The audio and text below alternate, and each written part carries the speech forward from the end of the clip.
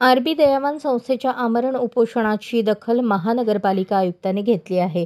यामध्ये 1 ते 26 प्रभागांमध्ये काम न करता व निकृष्ट दर्जाचे काम करून बोगस बिल उचलणारे अधिकारी व ठेकेदार यांची ही दखल पालिका आयुक्तांनी घ्यावी. यामध्ये 2 दिवसांपूर्वी झालेल्या मीटिंगमध्ये कामाची पडताळणी करण्यात आली. यामध्ये काम न झाल्याचे दिसून आल्याने निकृष्ट दर्जाचे झालेले काम याची दखल घेऊन 140 कोटी रुपयांचे रस्ते करणाऱ्या मक्तेदारांना नोटीस देण्याची प्रक्रिया चालू आहे. नोटीस न देता त्यांच्यावर अॅट्रॉसिटी ॲक्टनुसार गुन्हे दाखल करावेत.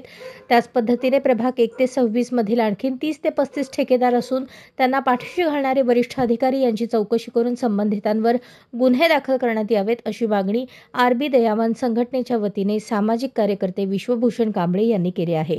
अन्यथा सर्व बहुजन समाज व 1 ते 26 प्रभागातील नागरिकांना घेऊन महानगरपालिकेवर तीव्र आंदोलन करण्यात येईल, असा इशारा यावेळी देण्यात आला.